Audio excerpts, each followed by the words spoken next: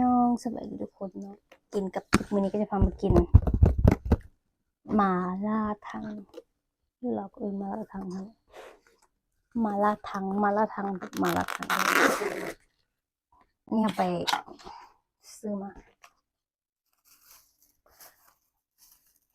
บึ้งโอ้ my god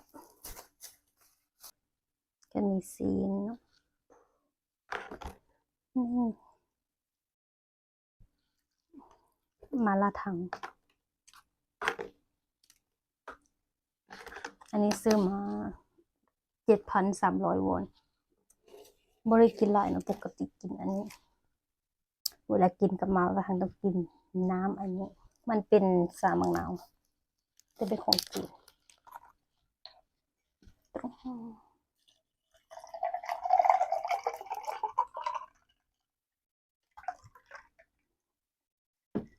เบิร์โอเคเริ่มกินสิบน้ำก่อน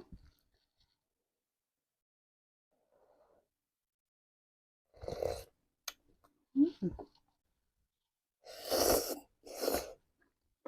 อืม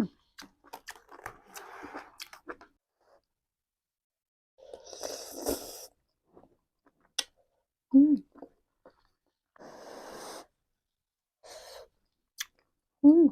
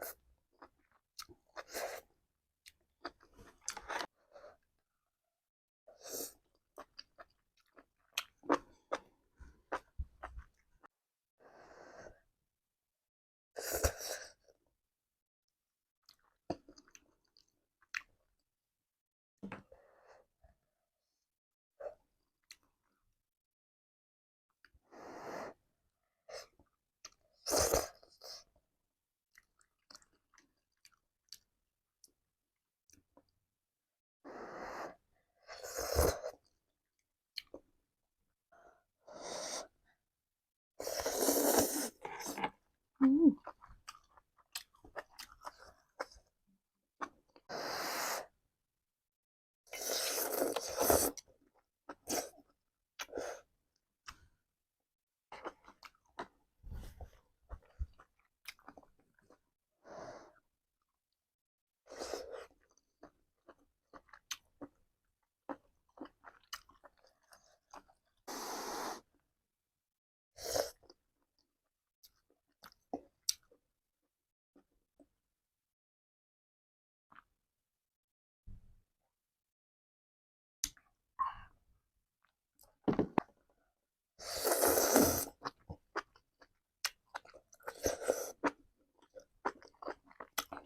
อืม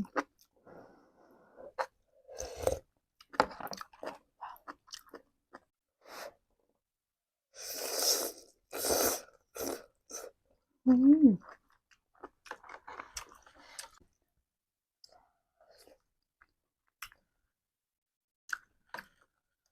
เห็นบอกอันนี้มันเป็นดาบ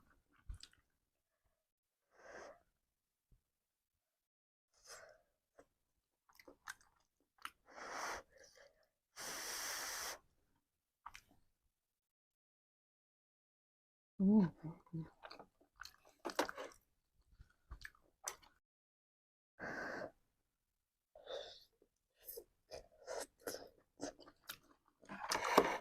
บอกเขาจะรับผมไปได้ตรงไหน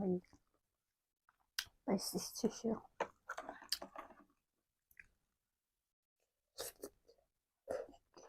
อืม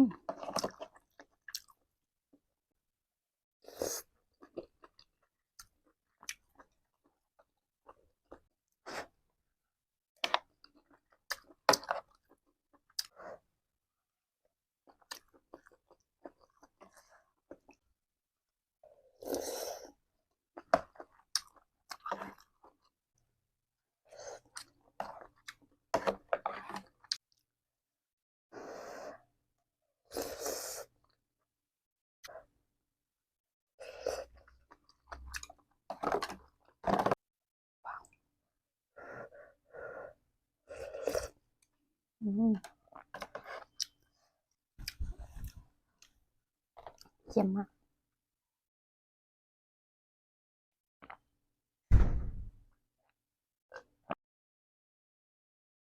หลังจากนี้ก็คือใหม่แบบเบิดเนาะคือแบบมันไม่ได้ยินเสียงจังใดก็ฝากกดไลค์กดแชร์กดติดตามให้มีกำลังใจในการเฮ็ดคลิปต่อไปเด้อสำหรับมื้อนี้ไปแล้วบ๊ายบาย